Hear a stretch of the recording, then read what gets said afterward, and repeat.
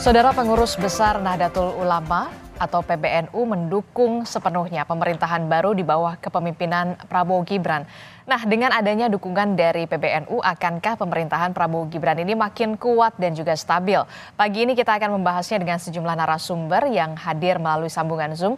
Di antaranya ada Sekjen PBNU Saifullah Yusuf atau yang biasa kita sapa dengan Gus Ipul. Assalamualaikum Gus Ipul. Waalaikumsalam, Mbak. Sehat Alhamdulillah. ya? Apa kabar? Baik. Baik, alhamdulillah sehat. Iya. Matur nuwun. Kemudian ada politisi dari PDI Perjuangan, ada Mas Ciko Hakim. Selamat pagi Mas Ciko. Pagi, Assalamualaikum semua, Gus Ipul, Mas Umam. Waalaikumsalam warahmatullahi wabarakatuh. Kemudian juga ada dosen ilmu politik Universitas Paramadina, ada Ahmad Khairul Umam. Mas Umam, selamat pagi. Pagi Mbak Adisti, Gus Ipul, Mas Ciko. Iya, ini kan lagi mencuat begitu ya ketika Presiden terpilih Prabowo Subianto belakan lah istilahnya pada saat di acaranya PBNU yang mengatakan bahwa saya tidak akan mencalonkan diri sebagai presiden ketika tidak direstui gitu ya dari Presiden Joko Widodo begitu. Nah, Gus Ipul, di acara PBNU itu juga disampaikan Gus Yahya pada saat itu bahwa memang PBNU ini akan siap mengawal pemerintahan. Nah, sikap PBNU ini sebenarnya seperti apa, Gus Ipul? Ya, sebenarnya apa yang disampaikan Gus Yahya itu menegaskan pernyataan-pernyataan yang telah dibuat sebelumnya oleh pengurus besar Nahdlatul Ulama. Kita ingin menyampaikan bahwa proses Pilpres ini telah selesai dengan perjalanan yang sangat panjang dengan segala dinamikanya. Nah, ini saatnya kita harus gandeng tangan untuk bersama-sama menyongsong masa depan yang lebih baik. Adalah suatu kesempatan kita untuk sekali lagi meneruskan apa yang selama ini sudah kita capai. Jadi apa yang disampaikan oleh Gus Yahya itu merupakan sikap resmi dan sekaligus juga merupakan pernyataan yang menjadi titipan dari begitu banyak ulama-ulama di berbagai daerah. Mbak, kira-kira itu intinya. Berarti siap mengawal pemerintahan juga. Tapi kemudian begini, Gus Ipul, apakah kemudian kita kan tahu begitu PBNU ini tidak ada urusannya ke dunia politik, urusan politik. Nah, bagaimana respon Anda, Gus Ipul, menanggapi ini? Ya, disampaikan oleh Gus Yahya bahwa prioritas kita adalah kemaslahatan umat, kesejahteraan rakyat itu yang utama. Nah, sekarang proses politiknya sudah selesai dan tentu kita punya kewajiban untuk mengawal pemerintah ini supaya sukses. Kalau sukses itu yang diuntungkan adalah rakyat, yang diuntungkan adalah bangsa ini. Nah, itu intinya, Mbak. Dan kita bukan kali ini saja Pilpres. Selalu saja setiap Pilpres kita memang ada semacam perbedaan-perbedaan ya. Tetapi itu harus kita jadikan bagian dari energi untuk membangun bangsa ini ke depan. Dan kita kawal bersama-sama dengan cara masing-masing. Dan NU ingin membersamai pemerintah yang akan datang ini dengan ikut berpartisipasi mensukseskan program-program sesuai apa yang selama ini menjadi hikmatnya NU. Salah satu yang menjadi concern PBNU, program Prabowo Gibran? Ya, pendidikan, ya tentu kesehatan, itulah selama ini yang menjadi concernnya Nahdlatul Ulama. Dan juga pemberdayaan ekonomi umat atau masyarakat. Ada beberapa memang yang sudah kita lakukan selama ini dengan nyata-nyata ya, dengan sungguh-sungguh. Ya, diantaranya itu adalah tadi yang saya sebut bidang pendidikan, kesehatan, pemberdayaan ekonomi, kesejahteraan sosial gitu, melalui semua instrumen yang dimiliki oleh Nahdlatul Ulama. Tapi begini Gus, ketika membersamai, mengawal juga termasuk mendukung pemerintahan, kalau misalkan nih kan, kalau kemudian Pak Prabowo nantinya akan meminta salah satu dari tokoh NU untuk bergabung di kabinetnya, kalau ya kan, masih kalau. Bagaimana, siap atau tidak sebenarnya dari PBNU sendiri? Ya, mendukung itu sepenuh hati ya, ketika diberi kesempatan tentu eh, suatu kehormatan dan akan dibahas secara sungguh-sungguh oleh para kiai gitu. Mhm, Kalau tidak misalnya, ya tidak apa-apa, tetap kita akan memberikan dukungan. Jadi intinya bahwa membersama itu luar dalam gitu.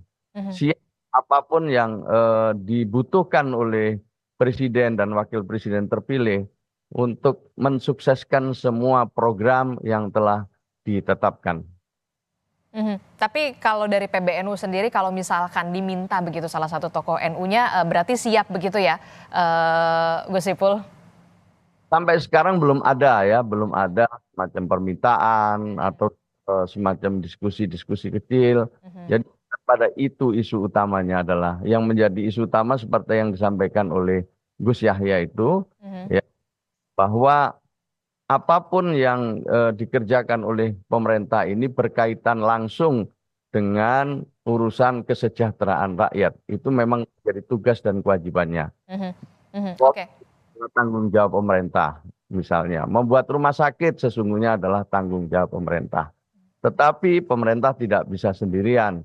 Maka itu NU membuat sekolah-sekolah, kemudian juga membuat rumah sakit dalam rangka untuk membantu pemerintah untuk melayani warganya. Mhm, itu kan tadi, PBNU mendukung, membersamai begitu. Nah, apakah kemudian juga, PBNU sendiri juga akan menjadi kontrol kemudian jika ada kebijakan yang kemudian dirasa tidak pas? Ya, tentu, tentu. Misalnya ada yang kurang pas disampaikan. Insya Allah kiai-kiai dalam rangka membersama itu diantaranya adalah memberikan nasihat-nasihat jika memang diperlukan.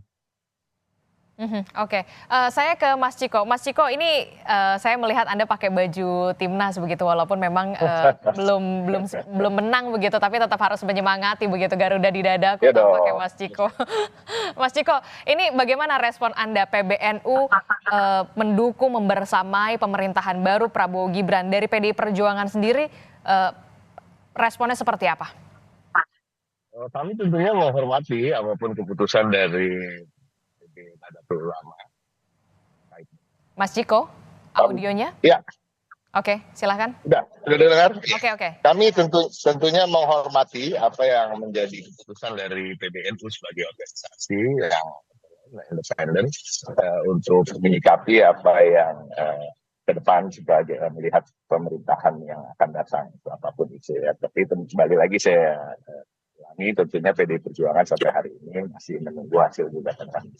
Tapi melampaui itu tentunya kita harus bisa mempelajari terkait dengan Indonesia secara keseluruhan dan posisi Nahdlatul Ulama dan Nahdlatul Ulama itu menurut kami dan menurut saya pribadi it's not only an organization. Nahdlatul Ulama itu beyond sebuah organisasi. Nahdlatul Ulama it's a way of life. Being a Nahdliyin itu artinya way of life-nya Nahdliyin. Begitu juga seperti Muhammadiyah itu gerakan yang begitu besar dan saya rasa tidak bisa hanya porsikan sebagai sebuah organisasi. Kalau kita bicara terkait dengan kader-kader Nahdlatul Ulama itu ada di mana-mana. Jadi Nahdlatul Ulama dan Muhammadiyah ini kan mirip-mirip, tidak ada di mana-mana, tapi ada di mana-mana gitu.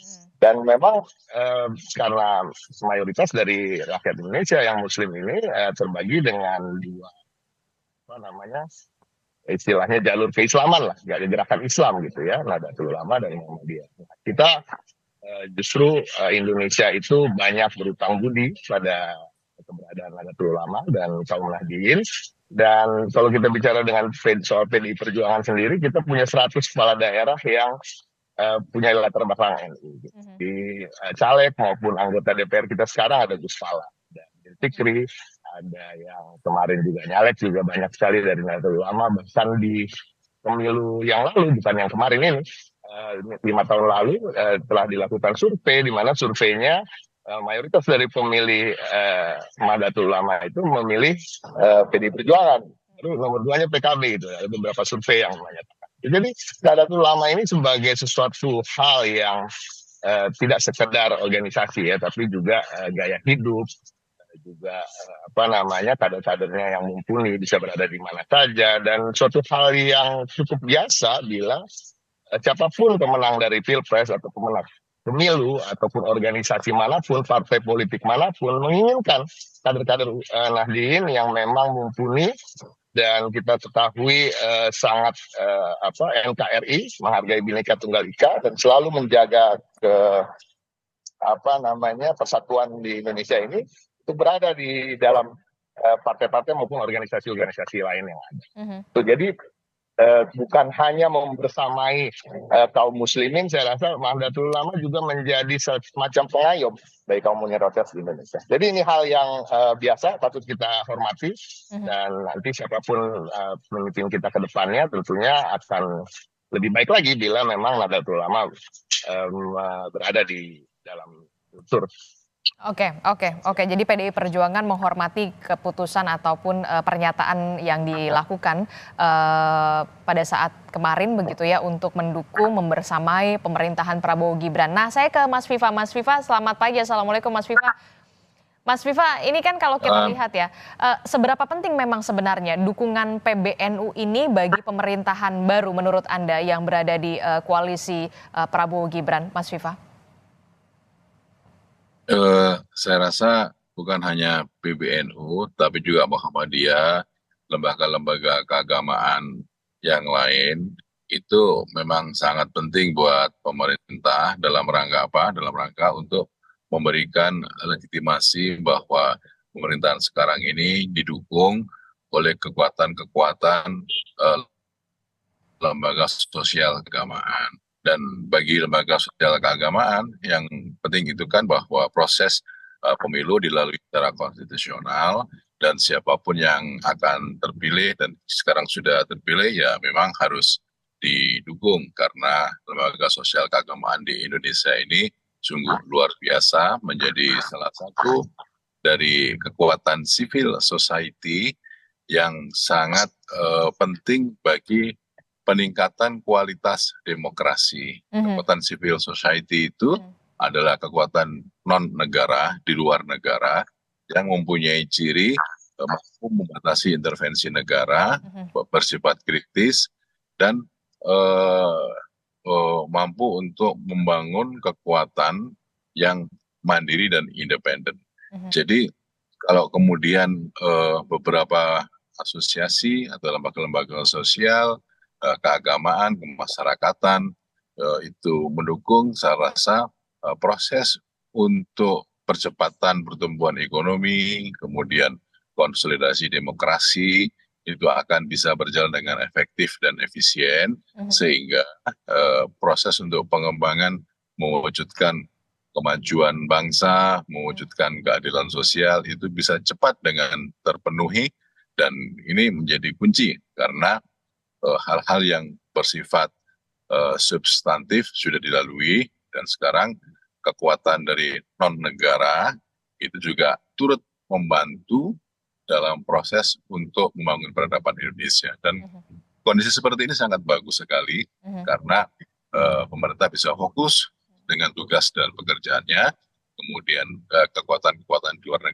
negara termasuk lembaga sosial keagamaan juga fokus untuk membina umat, untuk pengembangan kekuatan ekonomi kerakyatan, saling sinergis, saling mutualisme, simbiosis mutualisme, dan masing-masing sesuai dengan tugas pokok dan fungsinya.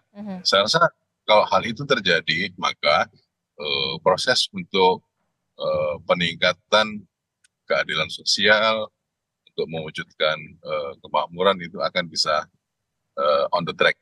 Gitu. Oke. Nah, berarti itu artinya dukungan PBNU bagi pemerintahan baru ini seluruhnya direspon positif ya dari koalisi Prabowo Gibran? Ya, sangat positif sekali karena ini menunjukkan bahwa pengembangan demokrasi bisa berjalan dengan baik dan pemerintahan yang akan terbentuk itu didukung oleh kekuatan-kekuatan lembaga sosial keagamaan, kekuatan non-negara, dan itu jadi sebuah kunci pengembangan terhadap proses demokrasi bisa berjalan dengan baik, konsolidasi demokrasi dapat lebih meningkat, dan tugas pokok pemerintah untuk membangun kesejahteraan sosial, keadilan sosial sesuai dengan tugas dan kewenangannya menurut konstitusi dan peraturan perundang-undangan bisa berjalan dengan baik, efektif, dan efisien. Oke, direspon positif oleh partai politik koalisi Prabowo Gibran. Tapi begini, dukungan membersamai dari PBNU untuk ke pemerintahan baru dalam hal ini adalah Prabowo Gibran. Apakah nanti akan ada pembicaraan selanjutnya dari koalisi partai politik, entah kemudian merangkul juga tokoh NU untuk bersama-sama menjalankan pemerintahan Prabowo Gibran nantinya, dalam hal ini mungkin di kabinet atau seperti apa? Apakah ada informasi soal itu, Mas Viva? Kami belum mendengar dan belum mengetahui soal itu, tapi saya rasa dengan adanya dukungan dari PBNU, dari lembaga-lembaga sosial keagamaan, dari lembaga-lembaga masyarakat yang lain, itu menunjukkan bahwa pemerintahan yang hasil produk dari demokrasi konstitusional itu diterima, dan proses untuk peningkatan legitimasi politik juga menjadi sangat baik, sehingga ini sangat bagus buat demokrasi. Kalau kemudian soal alokasi, komposisi, posisi kekuasaan itu, kami tidak masuk pada wilayah itu, kami serahkan kepada hak prerogatif Presiden. Oke, hak prerogatif Presiden soal bagaimana power sharing nantinya akan seperti apa begitu? Apakah nantinya juga akan ikut merangkul organisasi besar, salah satunya adalah PBNU. Nah, saya ke Mas Umam. Mas Umam, pertanyaan saya kemudian begini, seberapa berpengaruhkah peran Nahdlatul Ulama untuk nantinya pemerintahan Prabowo Gibran mendatang begitu, Mas Umam? Iya, kalau misal bicara tentang pengaruh tentu sangat berpengaruh, apalagi Nahdlatul Ulama adalah salah satu ormas keislaman terbesar di Indonesia. Maka dukungan dari PBNU dalam konteks ini adalah sebuah dukungan sekaligus bentuk keberpihakan, terutama pemerintahan baru terhadap komitmen ideologis terhadap dalam konteks kekuatan Islam moderat di Indonesia. Nah, kalau misal kita merujuk misalnya pada statement dari Profesor Martin van Busen misalnya, di Indonesia itu ada dua sayap kekuatan Islam moderat terbesar. Salah satunya adalah Nahdlatul Ulama dan Muhammadiyah. Nah, kalau misal kemudian ada salah satu yang diberdayakan, maka akan jauh lebih baik kalau kedua-duanya juga diberdayakan. Ini bukan soal kalkulasi politik praktis, tetapi juga tadi dalam upaya untuk menghadirkan stabilitas politik pemerintahan dan sebagai bentuk komitmen terhadap peneguhan Islam moderat dalam konteks politik dan demokrasi di Indonesia.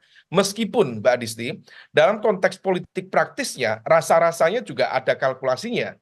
Karena bagaimanapun juga memang dari sisi historis, Hitlah Nahdlatul Ulama itu memang mengamanahkan pada konteks netralitas PBNU secara jam'iyah. Tapi secara jamaah itu menjadi sebuah hak prerogatif dalam tanda kutip bagi masing-masing Nahdliyin.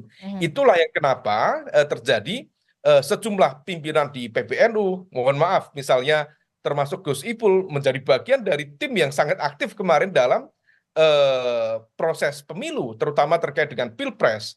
Nah, oleh karena itu kalau misal kemudian tadi beberapa kali Mbak Adisti bertanya, apakah mungkin ada representasi dari Nahdlatul Ulama yang akan masuk di kabinet? Besar kemungkinan akan ada pembicaraan atau komunikasi mengenai hal itu. Terlebih kalau misal belajar dari periode pertama, termasuk khususnya periode kedua di pemerintahan Pak Jokowi misalnya, ada concern cukup serius waktu itu di bawah kepemimpinan Pak Kiai Haji Said Akil Siroj. Meskipun Pak Kiai Ma'ruf Amin menjadi wakil presiden, tapi dalam kalkulasi kabinet PBNU merasa tidak terakomodir. Terutama ketika posisi Menteri Agama waktu itu ternyata diserahkan pada figur yang di luar radar dan berasal dari latar belakang militer misalnya. Nah, ini yang tampaknya diakui atau tidak akan ada kalkulasi itu, akan ada pembicaraan itu, bahkan ini mohon maaf agak sensitif, bahkan hal itu juga memiliki kaitan misalnya terkait dengan bagaimana positioning dan juga komunikasi antara PBNU dengan mesin politik NU. Dalam konteks ini di atas kertas adalah PKB.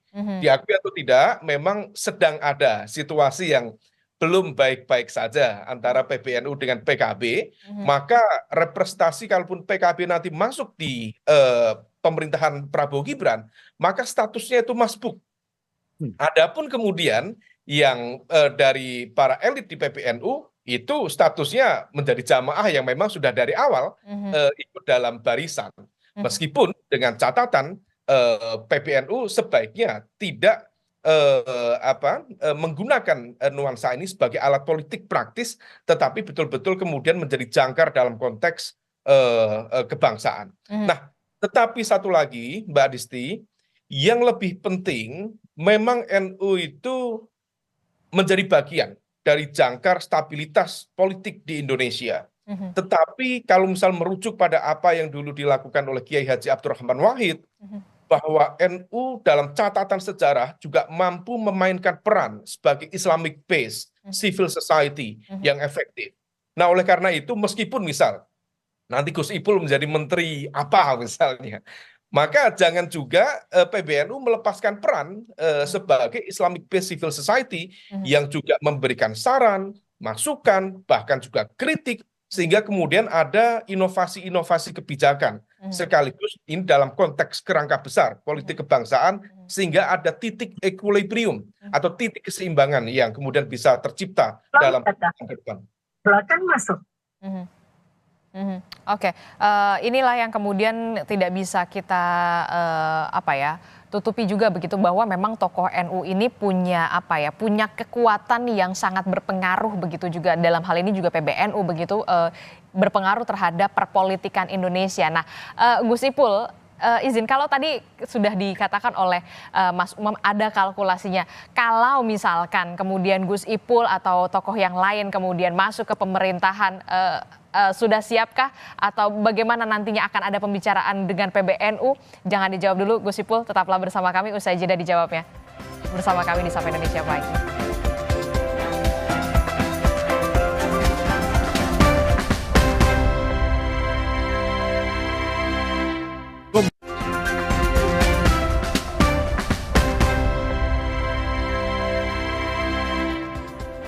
Terima kasih Anda masih bersama kami di Sapa Indonesia Pagi, Saudara. Terkait dengan dukungan dari pengurus besar Nahdlatul Ulama atau PBNU, apakah kemudian berperan secara signifikan untuk menguatkan atau menstabilkan pemerintahan Prabowo Gibran? Kami masih akan membahasnya.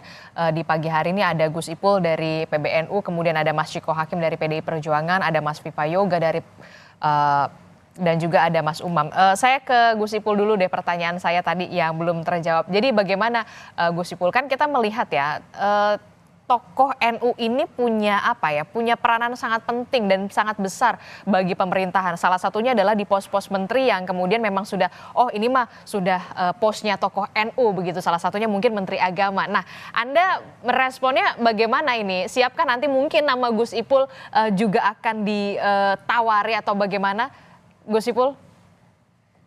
Pertama, tadi udah kita sampaikan ya, bahwa dukungan ini utamanya adalah untuk kemaslahatan umat, kesejahteraan rakyat, itu yang utama. Dan Presiden punya visi misi yang beliau sendiri harus memilih orang-orang untuk membantu mensukseskan tugas besar tersebut.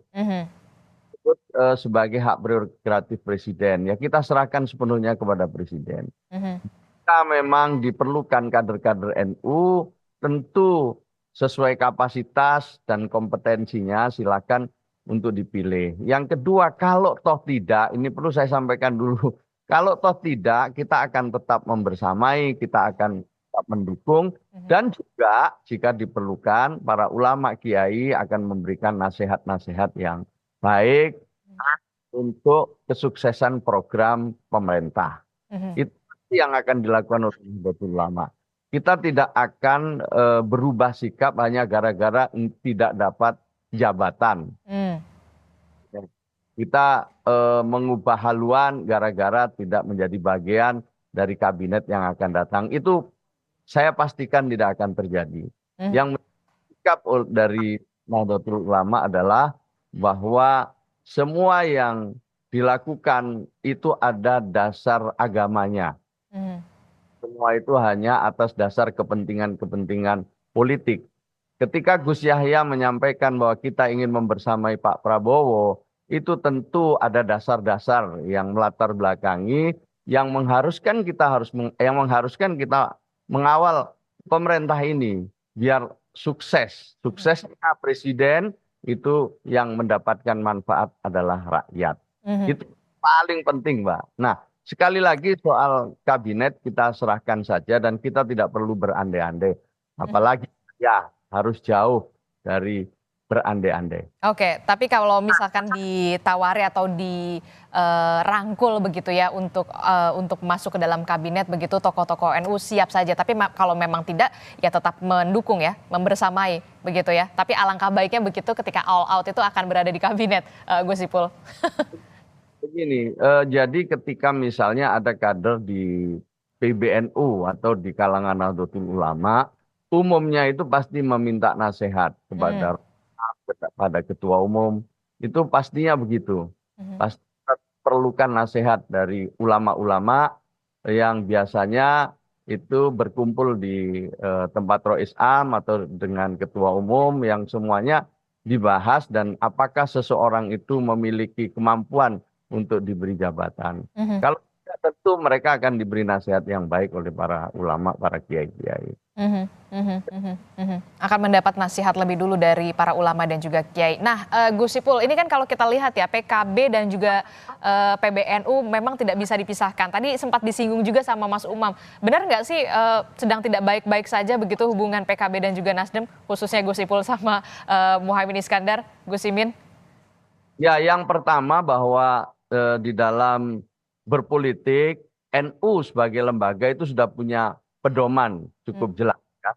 Ada pedoman-pedomannya seberapa jauh kita boleh ikut dalam kegiatan politik praktis. Itu sudah ada pedomannya.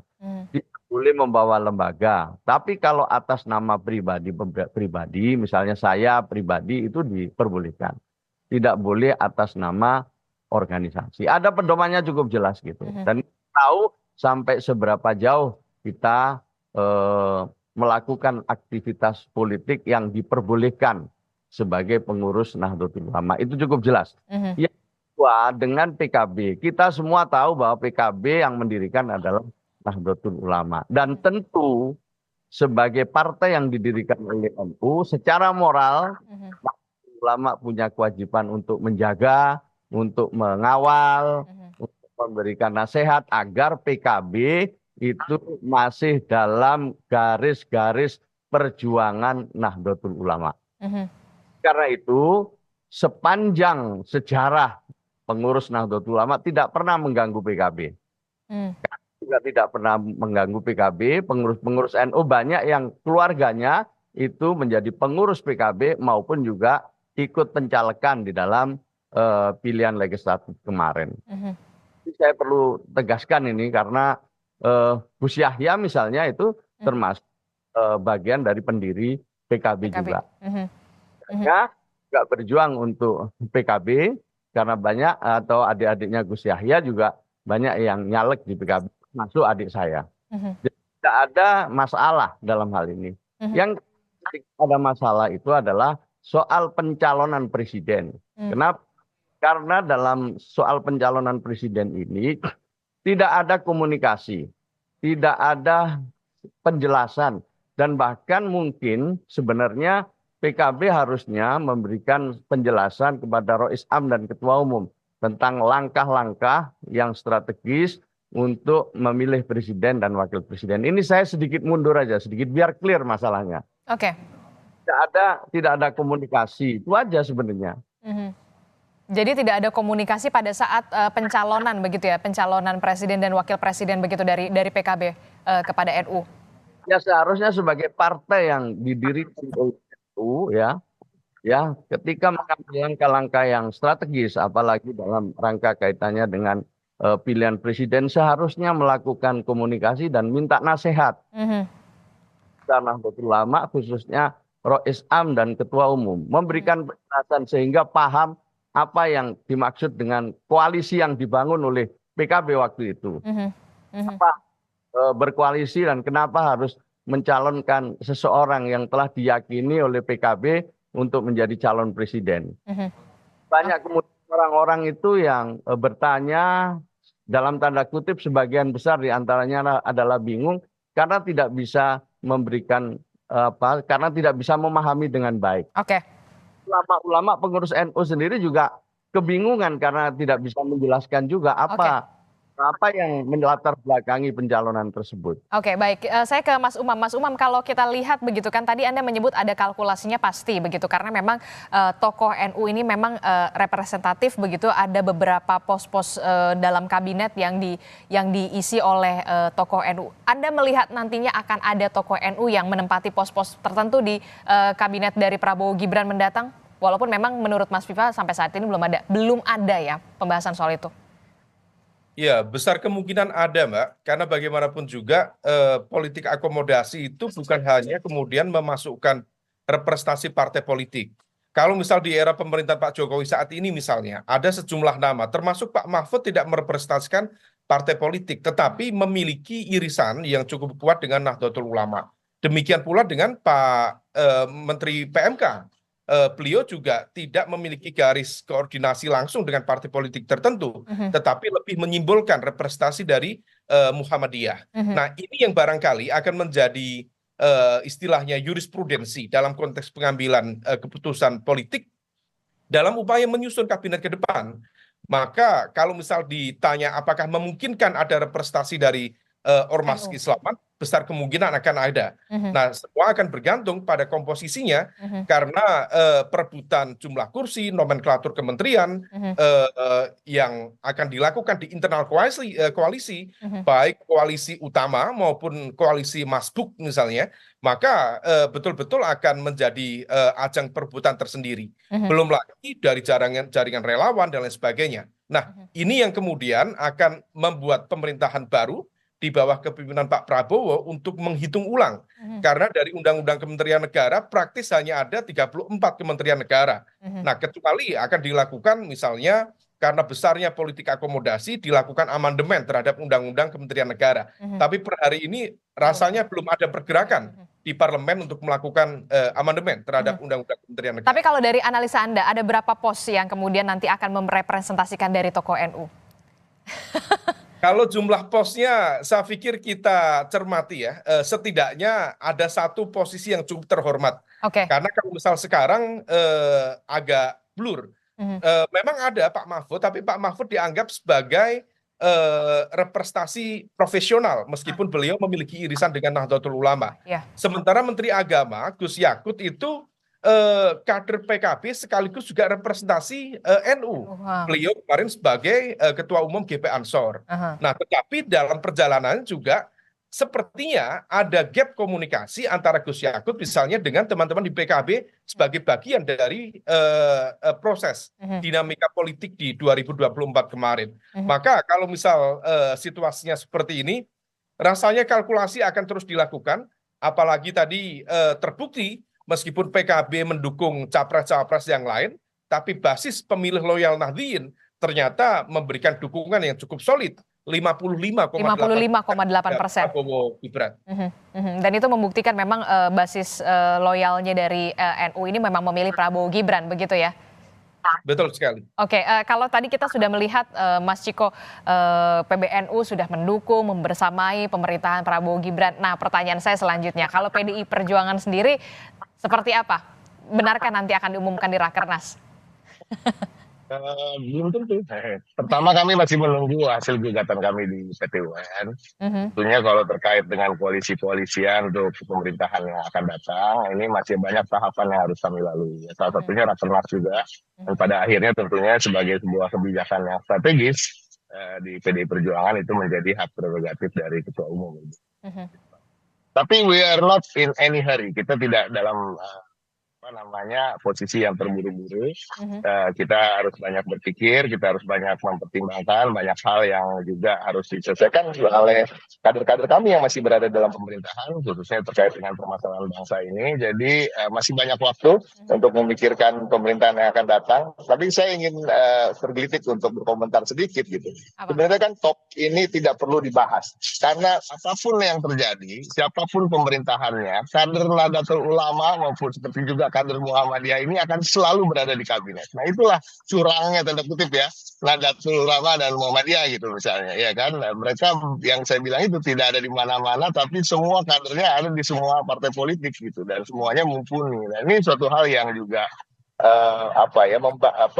suatu hal yang baik untuk Indonesia, karena kedua organisasi ini saya selalu ulangi dan terus menerus bahwa organisasi Islam terbesar, udah nggak nomor satu lagi kalau nggak salah Nahdlatul Ulama, makanya di Pakistan atau di mana, atau masih ya nomor satu ya, organisasi Islam terbesar di dunia, dan Muhammadiyah juga organisasi Islam terbesar nomor dua di dunia, dan yang mengayomi bangsa dan tanpa mengenal suku, ras, dan agama. Dan harapan kita ke depan tentunya memang kedua organisasi ini dan para kadernya akan terus membangun kita bersama. Baik itu di pemerintahan maupun di oposisi, pasti ada kadernya. Pasti akan ada kadernya ya, tambah kuat begitulah ya, karena di mana-mana pasti ada tokoh NU di sana, begitu kan, dari Sabang sampai Merauke. Terakhir Mas Viva, menjadi pertimbangan pastinya tokoh NU berada di kabinet. Mas Viva? Ya, saya rasa itu taken for granted siapapun presiden terpilihnya, karena NU adalah lembaga sosial keagamaan yang besar, memiliki struktur organisasi dari Sabang sampai Merauke, memiliki basis massa jamaah tradisional yang ratusan ribu jutaan mungkin ya, dan ini menjadi kekuatan tersendiri dalam proses untuk pengembangan umat dan peningkatan keadilan sosial bagi bangsa. Jadi kalau kemudian PBNU masuk di struktur kekuasaan, begitu juga dengan Muhammadiyah dan lembaga-lembaga sosial keagamaan yang lain yang akan menjadi faktor penting bagi proses stabilitas politik nasional. Kalau itu yang menjadi hal dan target pokok dari pemerintah terpilih, itu saya rasa yang wajar dan menjadi bagian yang taken for granted dalam proses untuk membangun masyarakat, bangsa, negara. Intinya bahwa lembaga-lembaga sosial keagamaan seperti NU, Muhammadiyah, Persis, Al-Wasliyah, dan lembaga sosial keagamaan yang lainnya itu adalah sesuatu yang hadir di masyarakat. Mereka memiliki akar yang kuat di masyarakat, terutama akar keagamaan, dan menjadi faktor stabilitas politik yang sangat penting bagi keamanan nasional. Hal-hal seperti itu menjadi faktor yang sangat determinan dalam proses untuk akomodasi politik kekuasaan. Tapi semuanya kami serahkan kepada Presiden Prabowo. Oke, baik. Terakhir Gus Ipul, kalau tadi kata Mas Ciko kan mau siapapun presidennya, pemerintah pasti PBNU berada di pemerintahan dan selalu mendukung pemerintahan, termasuk juga tokoh-tokoh NU yang kemudian representasi dari NU berada di kabinet begitu. Nah, komitmennya nanti terakhir PBNU kepada pemerintah, Gus Ipul. Ya, memang kalau hasil survei ya, semua kita warga NU tersebar di berbagai partai politik. Bahkan juga cukup banyak yang di PDI Perjuangan, banyak juga di partai lain, di Golkar, dan juga di Partai Amanat Nasional juga akhir-akhir mendapatkan dukungan dari beberapa tokoh NU secara nyata. Jadi hampir nyata ya. Tetapi dalam urusan Pilpres memang NU itu juga mengikuti, mencermati ya.